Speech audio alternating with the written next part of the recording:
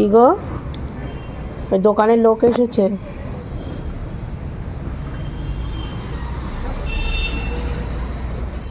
নিচে গেলে পাম্পটা ছেড়ে দিও। নমস্কার, কেমন আছো তোমরা? রীতা ডেলি রুটিন চ্যানেলে আরও একটা নতুন ব্লগে তোমাদের সবাইকে জানাই স্বাগত। বাসি ঘর ঝাঁট দিয়ে আমার ঘরটা এখনই মুছতে হলো, তাও আবার ন্যাকড়া দিয়েই মুছে নিচ্ছি। জানো তো, স্টিক দিয়ে মুছলে হতো না গো। কেন বলো তো? আমার মিঠু বসে যা যা খেয়েছে পুরো ফ্লোরের মধ্যে শুকিয়ে ছিল, তাই একেবারে জল ন্যাকড়া দিয়ে মুছে নিলাম। শাশুড়ি মার চাটা হয়ে গেছে, আর এখন আমাদের চাটা বসাচ্ছি। আর জানো, সকালবেলা তোমাদের চুলগুলো সামনে এনে দেখালাম না, বেনিনিটা একদম পাতলা লেকলেকে একেবারে চুলগুলোর অবস্থা। সকালবেলা সবারই তাড়া। আমার মিঠু মনে কোন অফিসে যাবে, ওর বিস্কুট কেন দেওয়া হয়নি। আর ওয়েদারটা তো দেখালাম তোমাদের, কেমন ওয়েদারটা হয়ে রয়েছে। মিঠু রানীর বেডরুমে বসে চিৎকার করছে। তুইও খা, আমরাও চা খেয়ে নিই।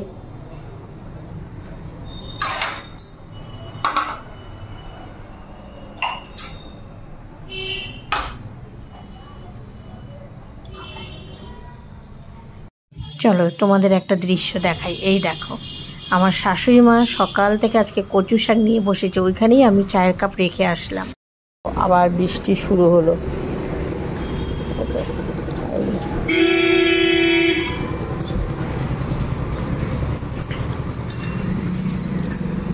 এই কাপড়টা ধুয়ে একটু ঘরে শুকিয়েছিলাম, তো ভাবলাম একটু হাওয়াতে দিই, তারপরে যে বৃষ্টি। চা খাচ্ছিলাম, বৃষ্টি দেখে আবার শাড়িটা ঢুকি।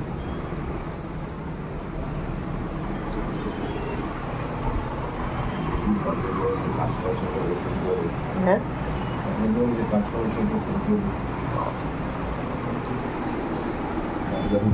গতকাল থেকে আমরা একটা চিন্তার মধ্যে রয়েছি।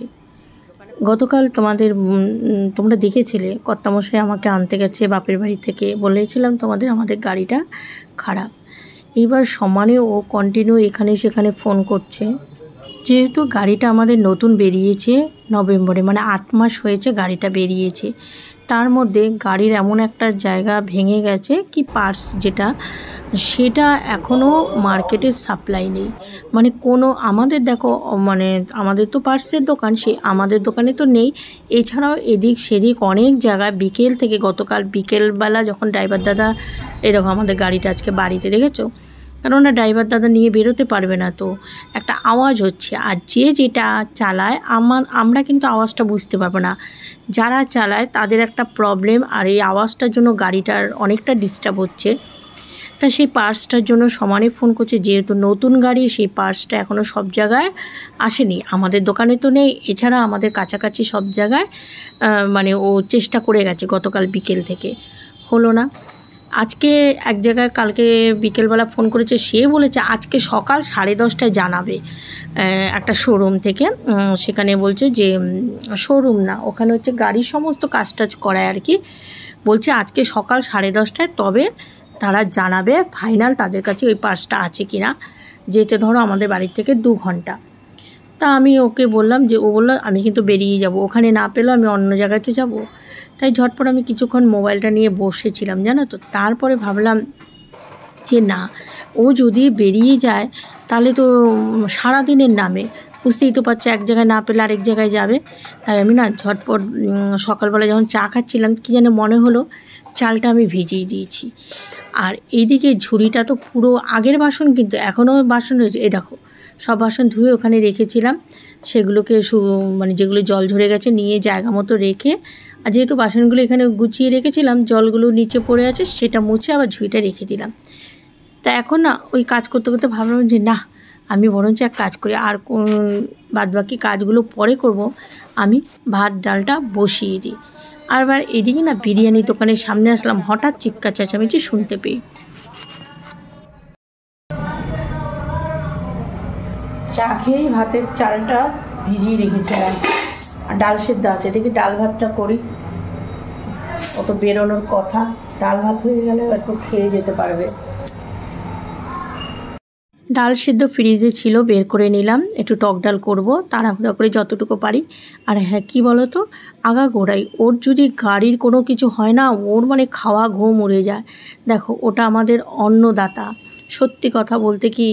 আর সে অন্নদাতা, সে যদি ভালো হয়ে ঘরে দুদিন পড়ে থাকে সেটার কোনো চিন্তা নেই, কিন্তু সে যদি অসুস্থ হয়ে ঘরে পড়ে থাকে তখন মনটা ভালো লাগে না। গাড়িটা আমার সুস্থ থাকুক, সে একদিনের জায়গায় দুদিন বসে যাক, কোনো ব্যাপার না, কিন্তু গাড়িটা এই অবস্থা, এটা যতক্ষণে না সমস্যার সমাধান হচ্ছে।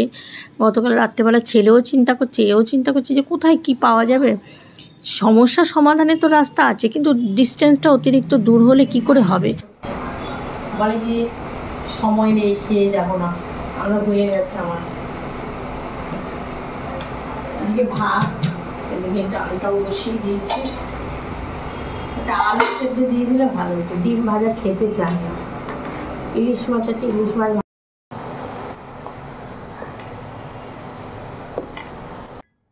জোর করে কিছু বলছিও না যে এটা ভেজে দিই ওটা ভেজে দিই, কেননা ওর মন ভালো নেই, ও আমাকে মানে রেগে যাবে। আর বাবু উঠেই আগে দোকানে চলে গেছে, ওর বাবা বেরিয়ে যাবে বলে। এদিকে আমি ডালটা ফোড়ন দিচ্ছি। বলে আমাকে বলে কি, ডাল তুমি পান্তা ভাতটা রেখে দিতে পারতে, পান্তা ভাত খেয়ে যেতাম বলেছে। কিন্তু আমি ভাবলাম যে না, পান্তা ভাত গতকাল রাত্রে আমাকে বলেছিল, রিতা একটুখানি পান্তা ভাত রেখে দাও, সকালে যদি যেতে হয় আমি ওই খেয়ে চলে যাবো। ওর ওই সব ঝামেলা নেই, বুঝলে তো। কিন্তু আমারই কেমন লাগলো যে সারাদিনের নামে বেরোবে, একটু করেই দিই। সে তো রান্না করবই, কিছু কাজকর্ম এখনও বাকি রয়েছে। ভাবলাম ওকে ঝটপট খাবারটা দিয়ে নিই। আর ও এসে কিন্তু স্নান করতে চলে গেছে। এদিকে ভাতও গরম, এদিকে ডালও গরম, কিছু করারও নেই।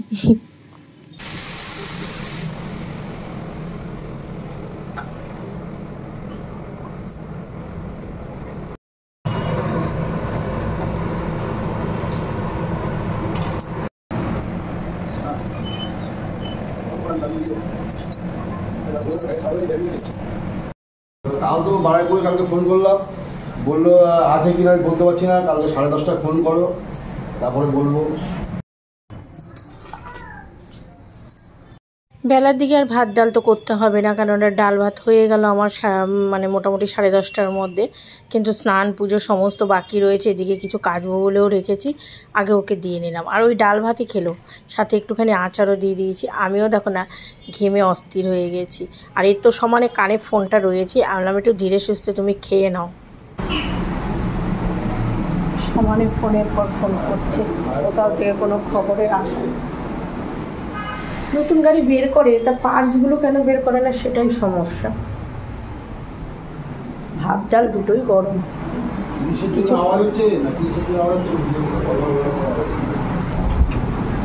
হ্যাঁ হ্যাঁ হ্যাঁ, দেখি এখন 10:30 বেজে গেছে, এখন ঘুরে। যাক, এই 10:30 বাজে একটা খবর নেওয়া গেল। 10:30 না, 10:35 বেজে গেছে। তারপরে যেখানে গতকাল ফোন করেছে যে দাদা তোমাদের কাছে ওই জিনিসটা আছে কি না, সেই কথাটুকু বলতে আজকে বেলা 10:30 বাজালো। গতকাল তখনই যদি বলে দিত, ও ভোর সকালবেলায় গাড়িটা নিয়ে বেরিয়ে যেত, কাজ করিয়ে চলে আসতো। কিন্তু সকাল 10:30টায় ওনারা কনফার্ম জানালো যে ওনাদের কাছে ওই পার্সটা আছে। তাই কর্তামশাই যে খেয়ে দিয়ে যে বেরিয়ে যাচ্ছে, বললো যাই, এখন এই যে প্রায় 1.5 ঘন্টা থেকে 1.25 ঘন্টা। আর ওই গাড়ি যেহেতু আস্তে আস্তে চালিয়ে যেতে হবে, একটা আওয়াজ হচ্ছে, ওই যাচ্ছে আর ড্রাইভার দাদাটা যাচ্ছে। আমি আবার ড্রাইভার দাদাটাকেও জিজ্ঞাসা করলাম, দাদা আপনি কি একটু খেয়ে যাবেন আমাদের? ও বললো একটু জিজ্ঞাসা করো। তার জিজ্ঞাসা করলাম, বললো না না খেয়ে যাবো না, আমি খেয়ে এসছি। এবার আমি কাজ আস্তে ধীরে সেরে নেবো। দুটো খেয়ে গেল, একটা নিশ্চিন্ত।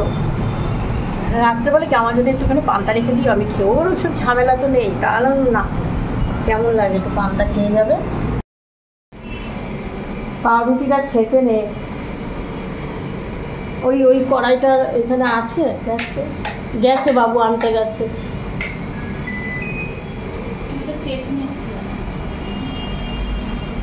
হ্যাঁ, এই কেকগুলো বাবুচি কেক মনে হয়। খেয়ে নে, চোখগুলো চুলকাচ্ছে কি। আমি তাহলে ঘুমাতে পারি, বাপি আমি ঘুমাতে পারি, আমি মামনির কাছে গল্প করছি। গতকাল রাত্রে সত্যি আমার না মানে ভয় পাচ্ছিলাম না, কি জানি কেমন জানি লাগছিল, ঘুমাতে পারিনি। আসলে গতকাল বাপের বাড়ি গেছি, সেখানে মাসির কাছে সব মানে গল্প শুনছিলাম, মধ্যম গ্রামে সে ভূতের গল্প। আর সেগুলো এমনি মনে ভয় ছিল না, কিন্তু তবুও খালি মাথার মধ্যে ঘুরছিল যে বাবারে কি। তারপর আমাদের ওকে ডেকে তুলেছে, ও আমাকে বলে কি হ্যাঁ এইসব গল্প শোনো আর রাতের বেলা ভয়ে কুতকুত করো। কিন্তু আমি বললাম না, আমার এমনি ভয় লাগছিল না, কিন্তু কেমন যেন একটু লাগছিল। তুই ইসে কর, দুধটা গরম কর। ওষুধ খেয়েছিস? সুগারেরটাও খেয়েছিস? খেয়ে দে। এখান থেকে জামা কাপড় মেলতে গিয়ে দোকানের দিকে উঁকি মারছি। আসলে ছেলে মামনি তো খেলো কেক আর দুধ, আর আমাদেরও তো ভাত খেয়ে গেছে। এবার ছেলে সকালবেলা উঠে দোকানে বসেছে, কিছু খায়নি। মামনি কবার বললো যে ম্যাগি করে দিই, নাহলে ছাতু গুলিয়ে দিই। বলছে না, আমি একটু খাবার নিয়ে আসি। তা বললাম দেখ, খাবার নিয়ে আসলে তুই নিচে দোকানে বসে খেয়ে নিবি। খাবার জিনিস ওর চোখের সামনে এনে খেতে হবে না। এমনিও ও খেতো না, পরোটা এসব দেখলে মামনি এখন আর খেতে চায় না।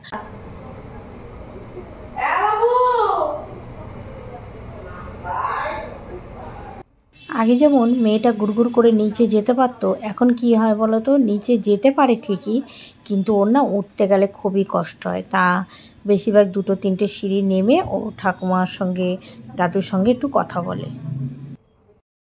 আসলাম, আর শাশুড়ি মা তো কচুর শাক করছে আর একরকম মাছ করছে।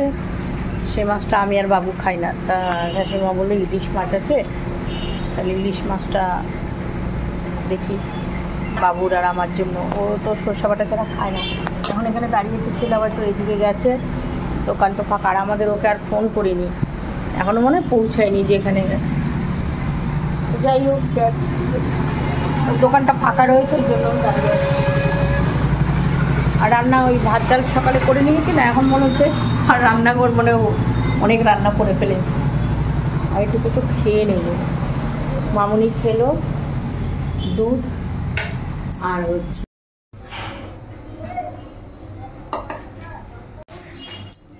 রুটিটা আনা হয়েছে, এটা খাবে না রুটি। এদিকে মা তো কচুর শাক করবে, তোমাদের তো বললাম ইলিশ মাছের মাথা দিয়েই করবে। আর আমি না এদিকে বাবুর জন্য ওই যে কয়েক পিস মাছ দিয়েছে। আর জানো মিক্সিং গ্রাইন্ডারে ওইটুকু মশলা কি হবে, হতে চায় না ভালো। আর দোকানে সর্ষে পাউডার নিয়ে এসে না আমার যেন ভালো লাগে না, ভয় লাগে। একবার দোকান থেকে সর্ষে পাউডার এনে পুরো মাছ, আমি পাবদা মাছ করেছিলাম, সেই মাছ আর খাওয়া যায়নি, তিতকুটি ভাব লাগে। তবে সব প্যাকেট হয় না, মাঝে মধ্যে হয়ে যায়। তা আমি আবার এইদিকে না একটুখানি ভাজা বসিয়েছি, উচ্ছে ভাজা। আর ওইদিকে তোমার ওই যে সর্ষে কাঁচা লঙ্কা, তার মধ্যে আবার ভাবলাম কি একটু টক দই দিয়ে দিই। একেবারে শিলের মধ্যে ভালো করে একটু নুন চিনি দিয়ে দিলাম, পেস্ট করে নিলাম। এবার কড়াইয়ের মধ্যে এটা মানে এই কড়াইটার মধ্যে আজকাল আমার এখন বড় কড়াই আর লাগবে না, ওই কড়াই ডাল ঠাল করে তো রেখে দিয়েছি। একটু সর্ষের তেল দিয়ে ম্যারিনেট করে মাছটা ছেড়ে কড়াইতে দিয়েছিলাম। আর সত্যি মাছটা এত ভালো ছিল, কি বলবো তোমাদের, মাছটা বেশ সুন্দর তুলতুলে হয়ে গেছিলো কড়াইয়ের মধ্যে। আমি যে মাইক্রোওভেনেতে এর আগে কয়েকদিন দিয়েছি, আজকে বরঞ্চ কড়াইতে নেবা মানে অল্প আছে বসিয়ে রাখি।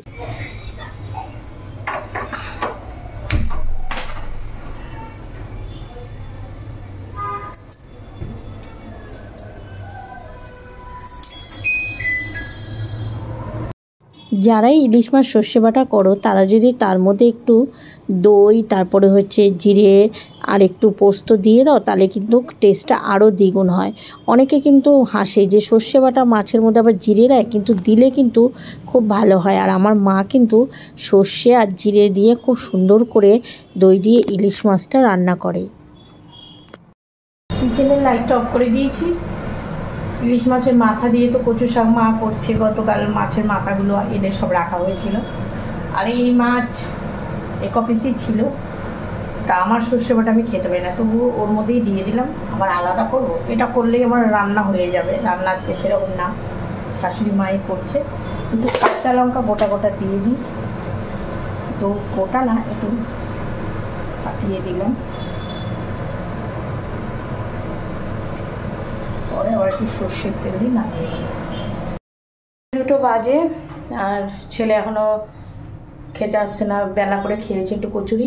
আর আমাদের ওকে ফোন করলাম, আপনি পৌঁছে গেছো? বলে হ্যাঁ পৌঁছে গেছি, কিন্তু ঢুকতে যেহেতু বেলা হয়ে গেছে, এখান থেকে বেরোতে বেরোতেই তো 10টা 40 হয়ে গেছে। বলে গাড়ি এখনও হাত দেয়নি, অনেক গাড়ি রয়েছে সার্ভিস সেন্টারে। আর হচ্ছে আমরা যদি সকালে খবরটা পেয়ে যেতাম যে ওখানে ওই পার্সটা পাওয়া যায়, তাহলে আমাদের সে তো গাড়ি বসেই রয়েছে, ভোরবেলার দিকে বেরিয়ে যেত।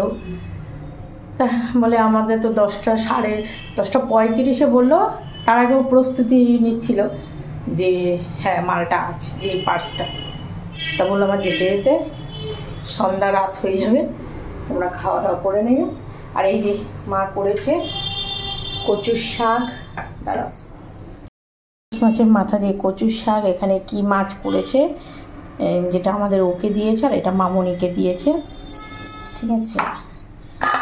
আর এখানে এই যে ইলিশ মাছ, এখান থেকে এই যে ইলিশ মাছটাও করে নিয়েছি, আর ডাল।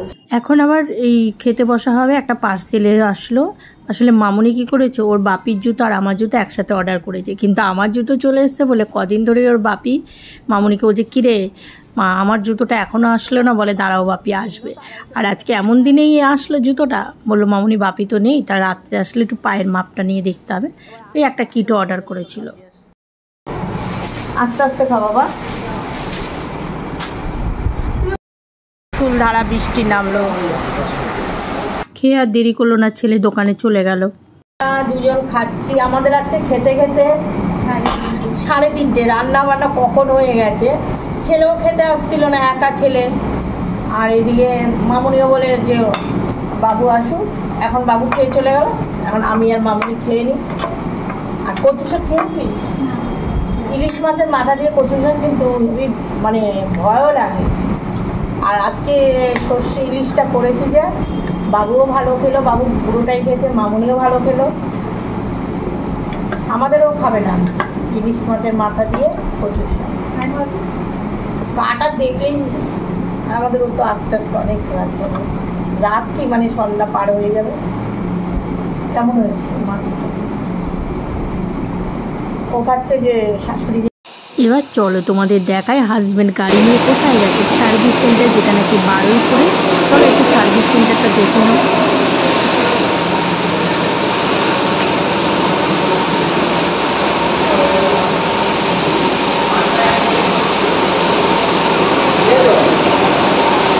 যাক, ঘরে বসে আমিও একটু সার্ভিস সেন্টারটা দেখলাম, তোমাদেরও একটু দেখালাম।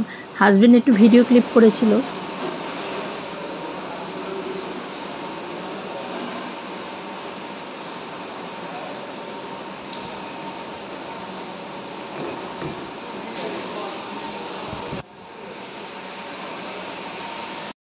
দেখতে দেখতে সন্ধ্যা হয়ে গেছে, এখন আমার সন্ধ্যা পুজো দেওয়া হয়ে গেছে। ছেলে নিয়ে আসলো সিঙ্গারা, এখন এই যে 3 জনে মিলে একটু সিঙ্গারা খেলাম। ছেলে ক্লাবে চলে গেল, এখন বাজে রাত 9টা বাজতে যায়। ওই দেখো অটো, কর্তামশাই চলে এসেছে, এখন অটোটা ঢেকে নিচ্ছে, বাইরে বৃষ্টি পড়ছে।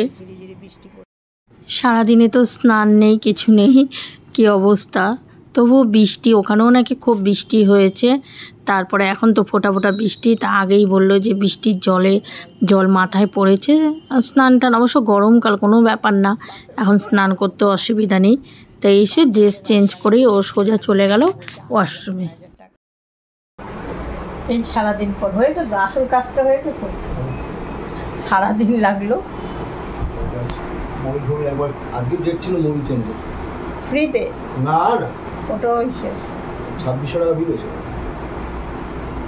আর ওই পার্টসগুলো আমাদের দোকানের জন্য কটা কিনে আনতে পারতে।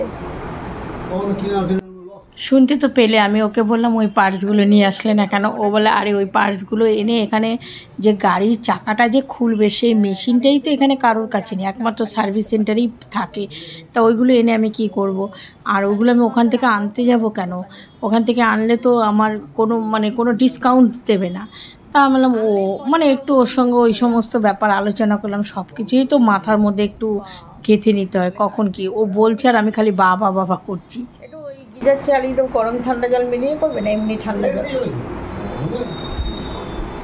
বৃষ্টির জলটা মাথায় পড়েছে, তাড়াতাড়ি স্নান করো। স্নান করতে ঢুকলো, আর বললাম যে এখন একটু ভাত গরম করি, ভাত খাও। বলছে না ভাত খাবো না, ওখানে খাবার টাবার খেয়েছি, এখন দেখি চা খায় কিনা, 9টা বাজে তো। ঠিক আছে বন্ধুরা, ব্লগটা শেষ করি, দেখা হবে তোমাদের সঙ্গে আগামীকাল নতুন একটা ব্লগে। সবাই ভালো থেকো, সুস্থ থেকো, শুভরাত্রি, টাটা।